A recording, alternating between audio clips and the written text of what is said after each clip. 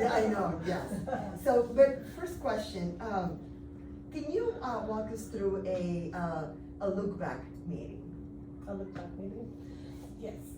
In the look back meeting, we are preparing we come prepared with data, so we can look at what are the students' results in the assessment that we just recently had, and then hopefully everybody can bring their test. It was difficult during the time that we were doing it all online because it was hard to bring, but we would always, like post it in a Jamboard or something so we can look at what the students are doing, and we will analyze some of and I think we should analyze some of the misconceptions that probably happened, come up with a plan, and also prepare with what are the new things that we should be able to do to move forward for the look back. But basically the look back is just like an analysis of the data that it was just recently made. I mean, from the kids. How would you support a teacher that consistently come unprepared for a look back data meeting? I think one way is probably will be like have a previous meeting with her about just analyzing the data, talking also. I think when you come unprepared, it's probably because you haven't seen the value of the data. So one of the things will be have a conversation about why is this important. Sometimes I think that having during our routines as teachers, like we have so many things in our plate that we think, oh, one more meeting and we just show up.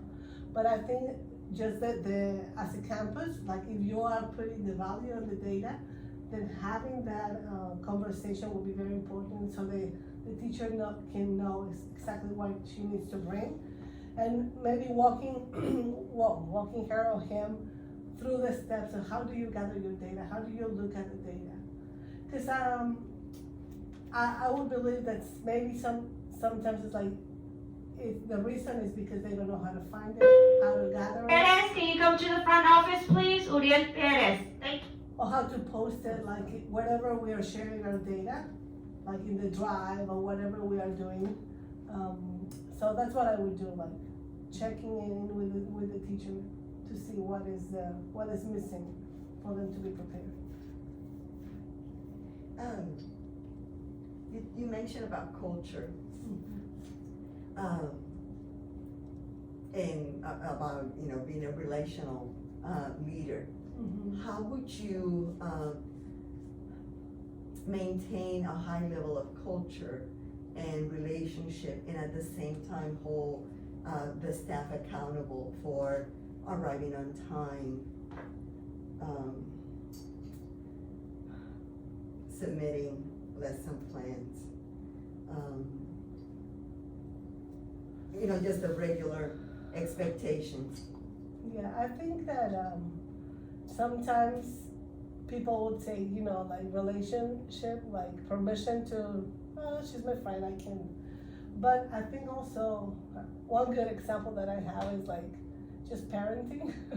I would say, just like as a parent, like, yeah, like we can have a conversation with my daughter, but that doesn't mean I'm not the authority still, or the person that is taking care of the situation.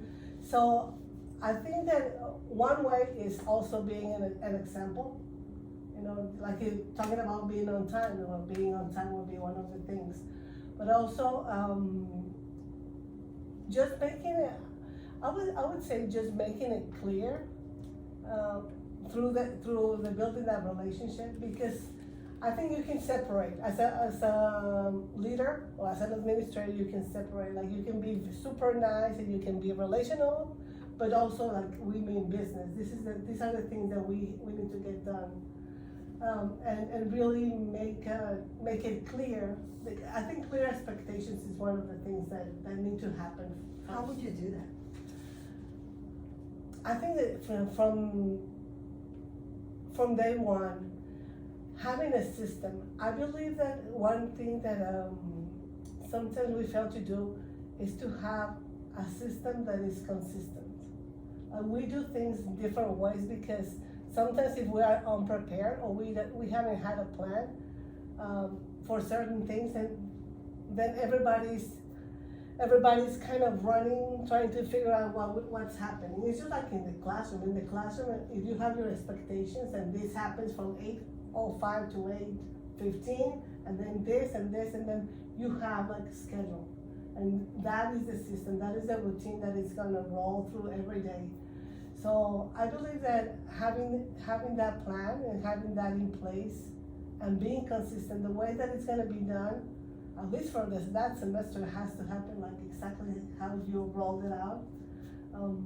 I understand that sometimes things come up and then we kind of bend our rules. So I believe that it will be very important as an administrator to try to avoid those interruptions. I think also like giving the teachers the space to do the things that they need to do first. As teachers, and like you said, it's very fresh in my mind, like I'm still the teacher, right? So sometimes we are interrupted with so many things that we lose focus. So I think guarding the focus of the instruction is one main thing. And trying to minimize all the rest of little tasks that we're supposed to do, trying to maybe find a way to do it in a simplified manner. Instead of asking everybody to do one thing, like, can I do this? Can a team just do that? Instead of having everybody work on that and just burn out teachers. Thank you. One last question from me. You said also in your first slide that your style is a relational leader. There's so many strengths in that style and so many positive things.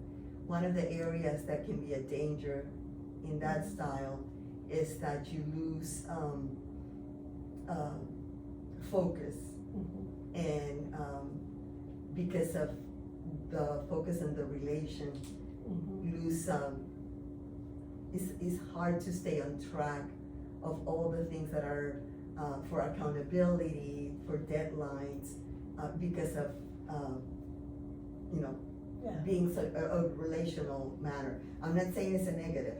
I'm just my question is, how would you make sure you meet your deadlines in terms of all the requirements for arts, for 504, for extended observations, for enrollment, that if we don't do it, we're out of compliance, but at the same time, be true to your style?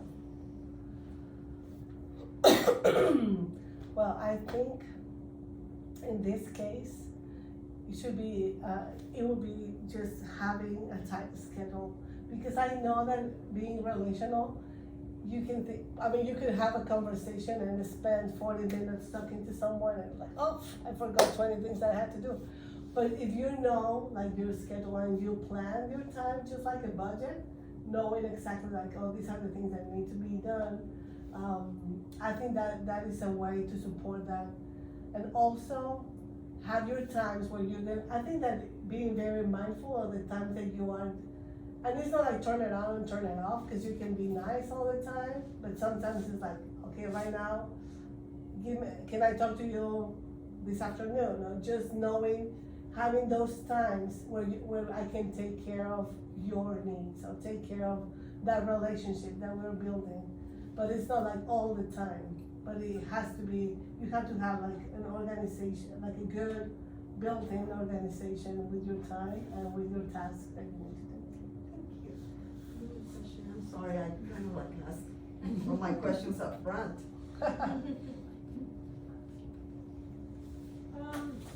I'll give you a scenario. So let's say you've observed a teacher twice, and then on your third visit, you notice a pattern. The teacher is clearly struggling with classroom management and learning is being affected by you support that teacher without them feeling like a failure? Like they're bad, like you said, sometimes we get an observer in there and we're like, oh, you know, when we get that feedback. So how would you support them without them feeling like they're failing at it? I think, like you said, first, like being there in the classroom, being what is happening, and then probably during one of the, like having a feedback and ask them what's happening to see with the perspective that they are seeing the situation, and being there not like a judge, you know, like this is wrong, but more like what's happening, how can I support you? What plan can we do? Like if this student is disruptive, what is the plan that we should put in place? How can I be of assistance, or what are the things that maybe need to happen in order to fix that situation? But I believe that it comes across depending on the way that you say it, Mm-hmm. and the attitude that you come into the classroom. So that comes from your presence there, the way that you walk in, and I know, you know, I've seen, you know, administrators that just walk in and they're like this and they don't even say hi to you. They don't want to interrupt it. But just, you know, taking notes, and then you are uncertain of what's happening. But if I'm taking notes and then I have a conversation with you, like I noticed this, I noticed that, how are you feeling? And just always taking into consideration the well-being of the person, because I think that is one super important thing that we need to focus to, like the well-being of the staff. How are you feeling? And knowing, and then that's why I think like relationships are good, because it's just knowing also, not as an excuse, like, you know, oh, like you're having a hard time, it's okay. Mm-hmm. No, but you know, like how can we help so you don't have the, like if you're having a hard time in something in your personal life, how can we support you here to make it, you know, bearable, and that you can be at your 100% here at your work. Mm-hmm. And if we can help in something else, of course we would, but I think it's the attitude that you do it with. Thank you. I have a question. Yes. You mentioned a lot how you're very relational and you like to talk to the teachers and you're very organized. What would you say are some of your weaknesses? Well, I'm not completely well organized. Like I am organized, but I think one of the weaknesses would be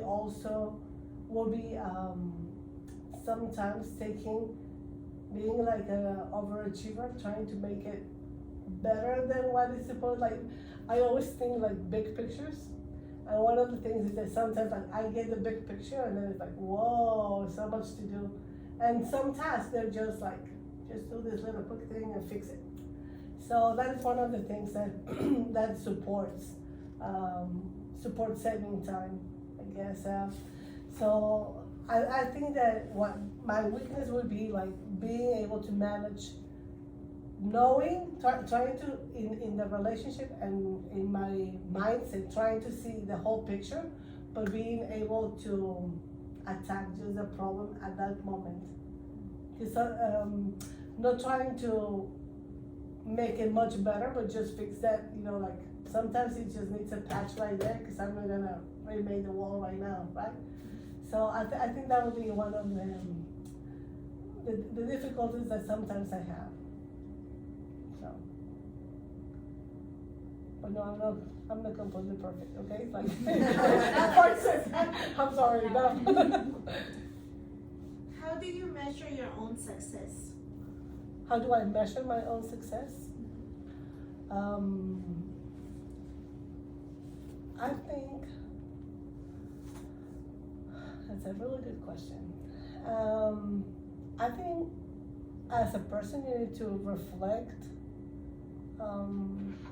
often about what is happening, how you're, in one hand, like how are you feeling emotionally and physically with the things that you're doing, because and if you're feeling good and you're feeling okay, even though like you might be tired physically because you were doing a lot, but it was like so motivating and so fulfilling for you, then that's part of the success.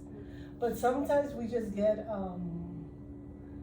we do too much of what we don't enjoy, and then that's not being successful. And I know sometimes we really have to do things that we don't like, but I think that just having the perspective, I think perspective is one of the things that I like to do to evaluate. Like, okay, this might be looking like it's gonna be difficult. Like right now that I was doing the master's and program and everything I was doing, it was like, sometimes it was like, is it even worthy? And then you put it in perspective. Yeah, like, all the sleepless nights and things like that. And then you put it in perspective and you evaluate it. Yeah, because I'm working towards a goal that's something that I really am gonna enjoy. So sacrifice, and then you evaluate like, oh, the reward is coming sometime. Yes. And but yeah, reflection, I think that's one of the important things. And of course, as a teacher, will be like also measuring. You can do measuring with your goals and setting goals also. I have one friend and she was asking me, do you feel ready? Are you sure you're ready for this? I'm like, I think it's okay. I'll be okay, but also walking in it, I think it's one thing that I believe too also is like, I'm not talking that I'm gonna make a lot of mistakes, but just being able to learn from that and just getting up and not giving up and just knowing like, okay, I should have done it, I should not done it like this, I'm gonna change the way that I'm doing. Just being analytic and reflective in your practices, I think that also is a way to measure. Thank you. Yeah. I just have one question. From your experience, describe a challenge you had with a dissatisfied parent. How did you resolve it? How would I deal with a dissatisfied parent? Is that okay? I think first, like receiving the parent and talking and helping, like depending on what level of escalated is the situation. Like if the parent comes really angry and he's ready to, I don't know, throw something inside the office or usually they say, I'm gonna go to central office and said, I'm gonna do this and that. Try to understand first, like, I think that is one of the important things, like seek to understand. Try to understand, like, okay, what's happening? Talk to me. Because sometimes, hopefully, it's not the first time I hear about that, right? But if it is the first time, then having a conversation, letting the parent know that I understand the position and that I'm going to try to help the situation, that I am there to solve the problem, not to increase it. So conversation, the tough conversations that I have had, sometimes I have to listen and they might be wrong, but that's the perception they have. So first of all, I need to let them out, vent everything and then try to put it in place. And for the most part, at least as a teacher that I have had those situations, parents, they come down and they're like, oh, I'm sorry, like I came yelling and like, no, it's fine, and then we build a relationship. But hopefully, it would be good to always have the build in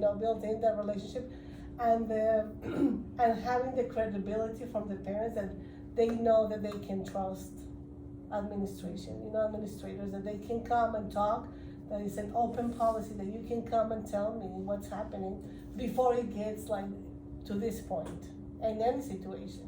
And the same, I think the same with teachers, right? Before it gets in a difficult situation.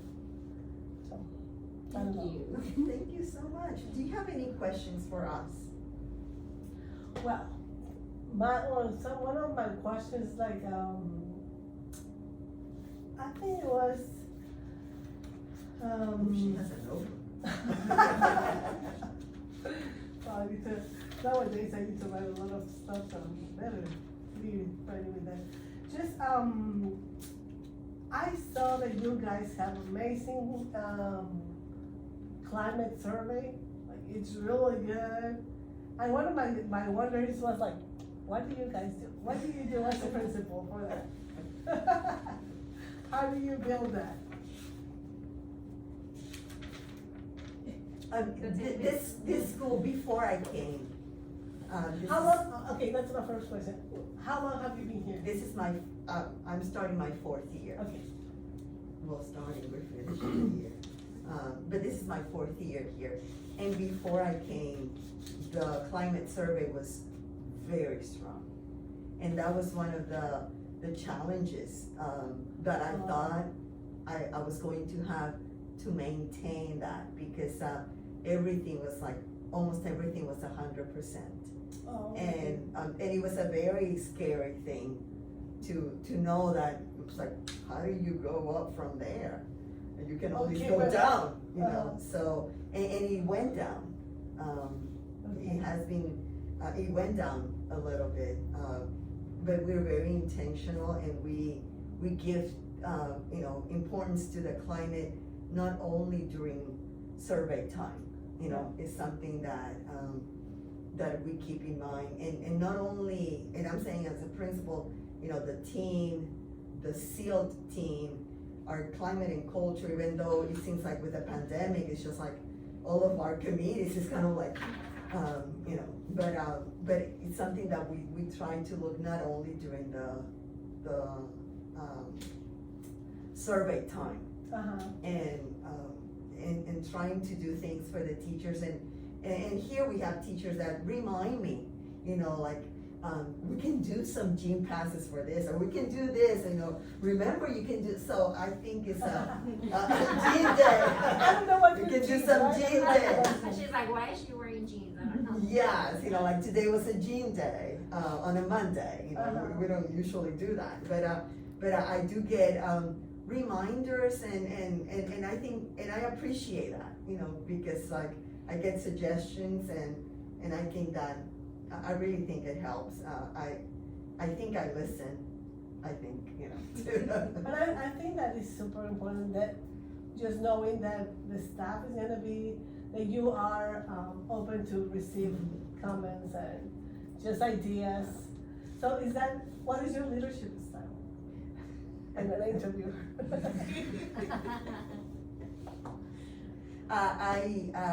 I try to build consensus. That's my style. And it's frustrating when I have to, I don't have enough time to build consensus, or, so yes. So we just have to take it this. Yeah, Okay. it frustrates me when I can't. I was wondering, cause I was looking at your climate and culture survey, and I noticed that there was, I think it was 2019, 2020, when is the last time you were here, right? It had like a 93, and then it went down to a 78, it's like, what happened? For the teacher to principal. Yes, yeah. It went, that was the transition year, I think, probably. And that was the lowest, yeah, the Is it principal just down trust, here? the principal trust, yeah. For the individual. And I've been working really hard on principal trust. Because he went from 100% with the previous principal Uh-huh, to a 73. so I'm like, Yes, yeah, it just like crushes you. well, but I guess it's understandable. And what are some of the initiatives that you guys have as an STEM campus?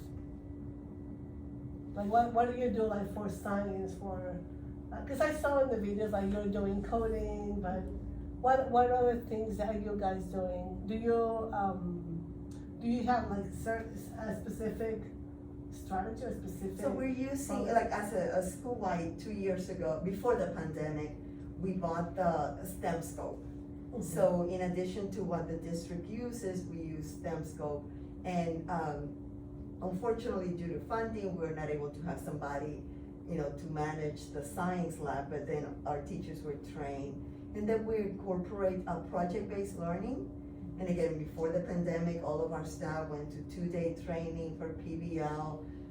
And we haven't been able to continue implementing as it was originally started, but we continue with PBL. Then we incorporate the outdoor classroom. Yes, and then, and again, you know, since like pandemic put a lot of things on hold. And then, you know, we, with theater, one of the things is that all of our kids, are able to participate or be engaged in some form of theater. And, hopefully this year we'll be able to do at least a little bit, be a part of a production. So those are some of the initiatives a part of the STEAM. We also have the science lab, like it's designated specifically for the hands-on, for, you know, to kind of be there for the students to know that, okay, we're gonna transition to the lab and make a bigger deal out of, okay, it's science time and hands-on. And we give reminders when we're not using it. So, you know, trying to have that fidelity to it and going and using the hands-on, using the outdoors, and she's sending the science teachers to a teacher conference for science. So we're hoping, yes, to learn from that and bring that. For the science lab, does each teacher has to set it up? Yes. Yes. That's what she was talking about, the funding. We had a TA, but then we lost because of numbers. Because that is one of the big things that happen, you know, like the teachers being. The time. The time. But, Sometimes if we ask like in advance on like Tuesday or sometimes if someone is out, somebody can help us set up and. And that has been, you know, to me as a challenge, the biggest challenge for me as a principal has been that we are able to start initiatives and then in the middle things happen. And we lose funding or we lose staff or and then we're not able to provide the support that the teachers need. And how do you, because that is one of my questions that I have with, you know, different schools, and just like that, I think that the district in general is like, we have so many resources and so little training for teachers and so little time to really implement it. So how do you choose the initiative you're gonna take, and how do you make it consistent, or to make it like the non-negotiable? How do you? Well, and for us, when I came, it was the STEAM. And so STEAM, we are a STEAM campus, and that is, you know, and I don't call it non-negotiable. Well, it is. Yeah, because, you know, but it's just like, yes, but the teachers know, and we remind, and because everybody's involved with our CIP and CNA, like those are the initiatives, and I try to remind those either through my newsletter, you know, our vision, our mission, and our meetings. So hopefully we don't have a lot of new things coming from us. Any new thing is coming, you know, normally from the outside, normally. So we can stay true to what we have. Again, the science lab have changed in a way we've done it from the very beginning. It used to be STEAM lab, and you know, it has changed, but the purpose and the concept have not changed. The outdoor classroom, you know, from the very beginning before I came, that has stayed. So some of those things that would hopefully, you know, and the idea is to try to find ways to support teachers, and we're not always successful to doing that. Yeah. Well, okay. How is your teacher turnaround? We have a very good. I don't know what you guys will say. I've been here for 15 years. Me too. And a lot of us have been here for 10 plus, and the people that have came, We stay. They stay. yeah. Most of our teachers leave due to leveling. Most. Oh, you have had leveling, because like. Well, every year we goes- lose one or two Oh, wow. due to leveling. Yeah. So, you know, and then, you know, we've had a few that have moved because of, and those are always understandable, closer to home, Yeah. closer, you know, like, last year we lost a teacher, you know, she had a 45-minute commute, you know, and she found a job closer. That's understandable. Yeah, so that's, Yeah. yeah. Okay, Well, thank you so much, Thank you for the opportunity, I really appreciate it, and, like I said, I'm still gonna take my principalship test, assessment on April 12, and Oh, wow. I guess that will be also, you know, one of the things that, if I will finally be, available as to apply for an AP position, but I talked to Ms. Hernandez about that, so she knows, and Well, and I did call, the reason I called you for an interview is because, you know, when she sent me the information, I was like, you know, she's not ready. And so Ms. Hernandez said, you know, she will be ready after this date, and so, yeah. So thank you So, for sharing that with us. Yeah, and hopefully by the time that I can finally tell you that I'm ready, you're still looking for it? Yeah. For the AP, but, if not, I'll just wait for the next time around, but, it was a pleasure meeting you guys, I love what you guys are doing here at the Bishop you. Arts. Well, thank you. Any last words for our candidate? Any feedback? You talk too much, you talk too fast. Good luck on your test. Yes, good luck. And originally we were looking for somebody for, this year, but we know, we do know that, whenever you pass the test, it will be advisable for you to finish the year with your students and then, for the following year. So, at this point, I think we'll good. He's gonna go with it. Yes, we're good waiting. So right now you're not really having We don't have an AP, no, we do not have an AP. But you have the budget, you have the position, or you? Yes, we do. Yes, we do, Oh. yeah. And we were hoping all year long to fill the position, and for one reason or another, it didn't happen. I know. But now, you know, it's almost April, so we might as well wait. Yeah. Yes, so we're Oh, yeah, ready to wait. definitely, and, you know, like, I was looking forward to hopefully, like, start the year, if you guys are still, you know, have the position, and just being able to start like a fresh new year. Yeah.